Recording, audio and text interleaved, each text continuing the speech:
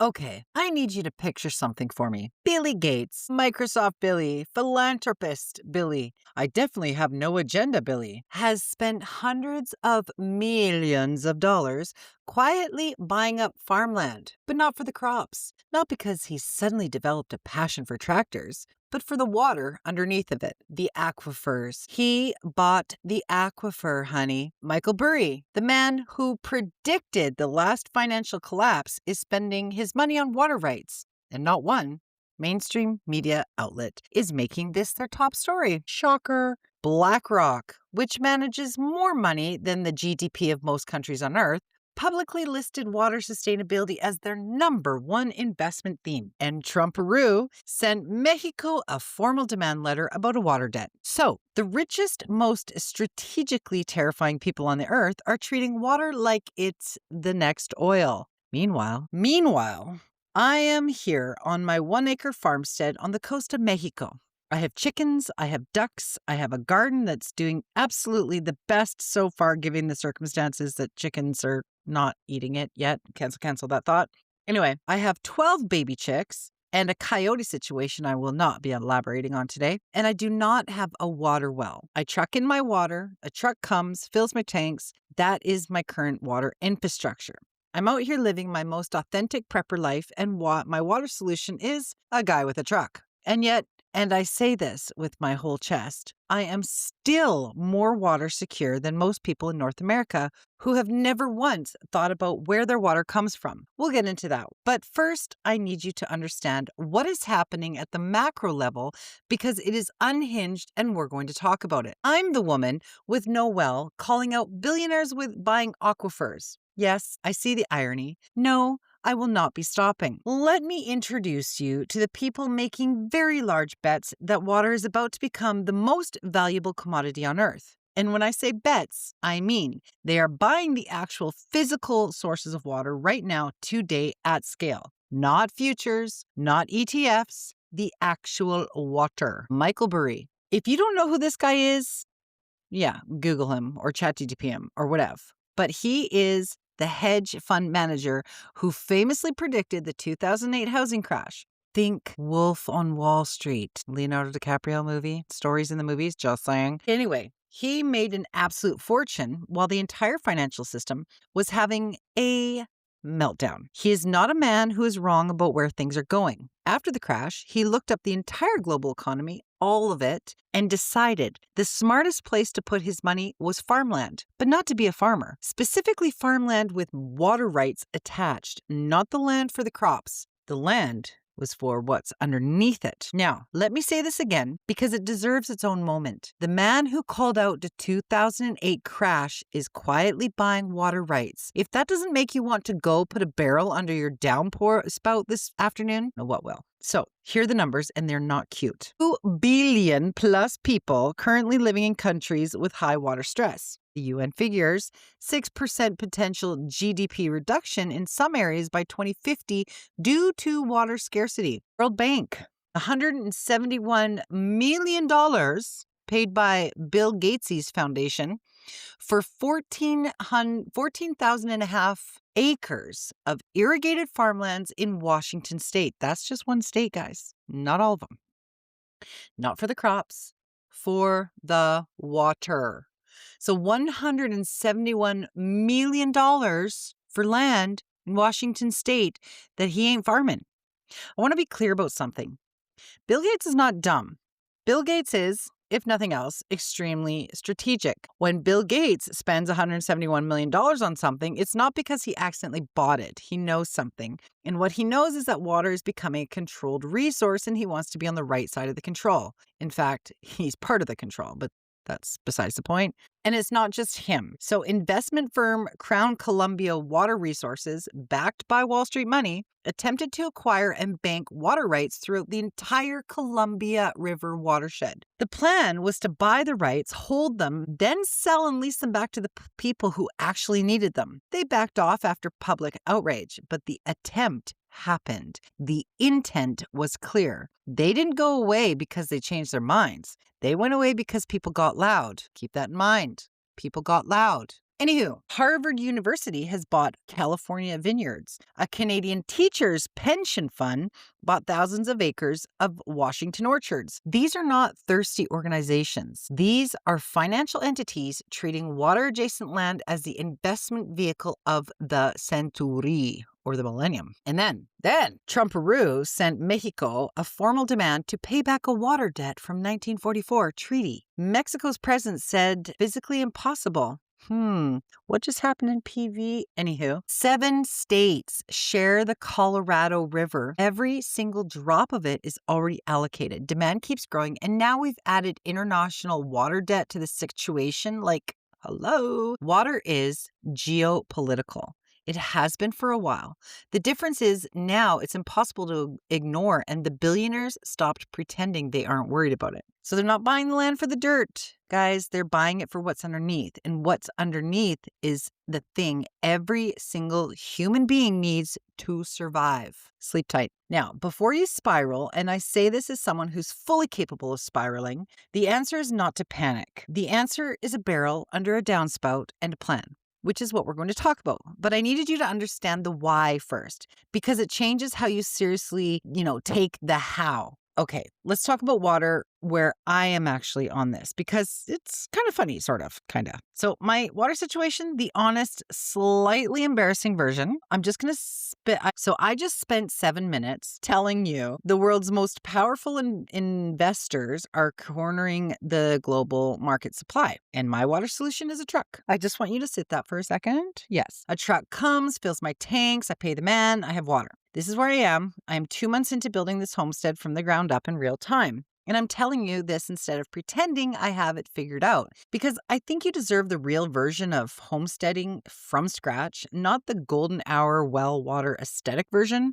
I have 14 chicks and a coyote, and I'm not talking about my water arrives in a truck version. I'm in the middle of it. I am building while I'm living it. Water is the next piece I'm solving, and I'm documenting the whole thing because I genuinely believe that watching someone figure it out in real time is more useful than watching someone explain how they already did it. That being said, you're not going to see a video of me doing this and figuring it out the next episode. Okay, just saying. Here's the thing though, and I mean this. I actually am more water secure than most people in North America, not because I have more water, but because I have thought about my water. I know my source, I know my storage capacity, and I know how long I can go if the truck doesn't come. I know my filtration situation is, and I have a plan, and I'm actually actively almost executing it. Okay. Most people have never once asked themselves, what happens to my water if something goes wrong? They've not thought about it at all. And that is the vulnerability that no amount of money in a brokerage account can fix if the tap stops running. So the truck is temporary. The knowledge is forever. Also, the truck is very reliable and I appreciate them. But also, the well is coming. So here's where I'm going. Here's the actual plan. Because I'm not just going to sit here complaining about billionaires buying aquifers while I personally do nothing about my water situation. That is not the Mama K way. The Mama K way is identify the problem, build the solution, document it, and make it useful for other people as possible. So let's go through the layers. Now, DIY water solutions, what I'm actually going to build and what you can steal. And, it hasn't been built yet, but it's getting there. So water independence doesn't happen all at once. It comes in layers. The beautiful thing is that the first layer don't require a well or a huge budget or any particular level of land. They require a barrel and a plan. And actually, the first step is acknowledging that you need to learn this. So let's go through what I'm building or what I'm going to build. Layer 1 is atmospheric water generators, making water from literal air. I know how that sounds. Stick with me. An atmospheric water generator is a device that pulls moisture from the air and condenses it into drinking water. This is not science fiction, people. This is the exact same process as condensation on a cold glass. Science. We've just built machines that do it intentionally and at scale. Now, why does this matter for me specifically? I live on the coast of Mexico. The humidity here is not a problem. The humidity is my whole personality from June to October. The air is full of water, and I'm currently just letting be in the air for free, doing nothing. Like, that is unacceptable. I'm ending that agreement, okay? I'm currently preparing to build a DIY atmospheric water collector using a dehumidifier core and basic filtration.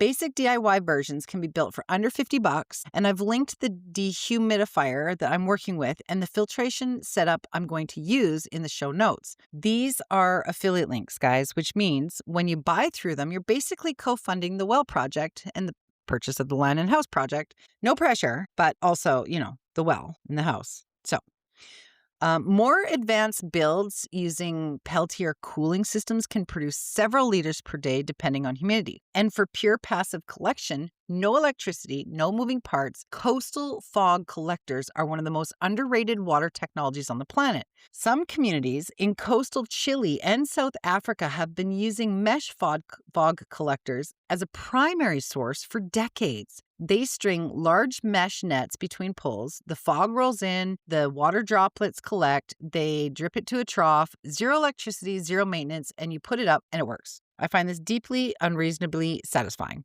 Yes, I'm going to be getting some fog nets. Just saying. So layer 2 is rainwater harvesting, catching what falls from the sky for free. Shocker. The oldest water solution in human history still works and it's still free. Unfortunately, it's apparently illegal in some places. I'm not even going there right now. So my setup plan is gutters on the main structure feeding into IBC totes, those big 1,000-liter plastic containers you see on farms. First flush diverters to keep the first dirty run of rainwater from going into the clean storage, and using sediment and carbon filtration before use. Done. Okay. So the math, and I love this math. 1,000 square foot roof in a region that gets 30 inches of water per year can theoretically collect about 18 gallons, not liters, even though I'm Canadian living in Mexico, 18 gallons annually. For context, the average American uses about 80 to 100 gallons per day. So 18,000 gallons is roughly 6 months of water needs falling from the sky for free. Capiche? Okay. So total cost of a solid starter rainwater system, a few $100 if you source IBC totes secondhand. I've seen them go for $30 to $50 each. Here in Mexico, I've seen them go for I think the last time I looked, it was about 1,100 pesos, which is like $80 Canadian, of course, but we won't even go there. Anywho, you can find them on Craigslist, Facebook Marketplace, especially here in Mexico is Marketplace. Farm supply liquidations, they're out there. You'll find them, okay? Ask and you shall receive. So now I've linked the first flush diverters I'm using and my preferred filtration system in the show, both affiliate links, both things I'm actually putting on my property. So when you buy through the link, you support the show, you support the purchase of my homestead and the deeply personal goal of not having to wait for a truck anymore. Win-win-win. Yeah. Okay. So legal note, because I know you're going to ask. Rainwater harvesting laws vary wildly by location. Some U.S. states restrict or regulate it. Colorado only recently relaxed theirs, and people acted like they'd been set free. Here in Mexico, on my property, I'm legally free to collect every single drop of rain that falls on my land. And I intend to collect a lot of it. Check your local laws, then collect all of it. So layer 3, passive fog collectors, the ancient coastal secret. Cost, almost literally zip. PVC pipe, like super cheap. Shade cloth mesh. It's a bit of a tongue twister. A collection trough, under $30 for a basic system. Output in a high fog coastal area, a single 10 by 13 foot fog collector can produce 50 to 200 liters of water per day during fog season. No electricity, no moving parts, no maintenance. You put it up and the fog does the rest. All right. It's been doing the rest for thousands of years. We just forgot about it because we got used to using tap water and got dependent on being lazy. Just saying. The shade cloth mesh used for fog collectors is the same stuff sold Amazon. I've linked the one that I'm talking about, dirt cheap, on Amazon. Yes, it's an affiliate link. And yes, it's helping fund my life here. Thank you very much. Okay, now layer 4, the well. This is the long-term game, the big goal, the whole point. I know what a well is. Let's not pretend otherwise. My goal is to raise the funds to first, purchase the land in my home. Second, dig a well. Okay. To dig a proper well on this property in this region of Mexico, clean groundwater is accessible and relatively shallow depths closer to the ocean. My situation is I'm up on the mountain a bit. So therefore the cost is significantly compared to my current budget, like talking like a couple $10,000 or more, which is why every affiliate link you click and every digital product I create, every episode you share is literally building towards this, which I'm super grateful for. They're products that I use or recommend and that I think that they're good, personal opinion. I'm not perfect. Okay, just saying, but they're good and I wouldn't recommend crap. So when you buy through them, a small percentage of it comes to me, obviously, if you don't know about digital or affiliate marketing. And that money goes directly towards this homestead, the purchase, the well, the water systems, the land. I'm not selling you something that I don't make a commission on and that I think is crap, because I couldn't hold myself responsible if I sold you crap. So yes, I'm crowdfunding a well and my land through podcast affiliate links and digital products. And yes, that is the business model. And yes, it's starting to work. And also, if you are a sugar daddy who wants to donate a boatload of cash with zero strings attached, I'm openly, publicly, enthusiastically accepting that offer. No judgment, just a well and a house and my eternal gratitude. Kidding, not kidding, but kidding. Okay. So the products I create, the shop, the guides, the vault, the digital products, same thing. Real information I'm actually compiled, I'm testing, and I believe in. Money goes back into the operation.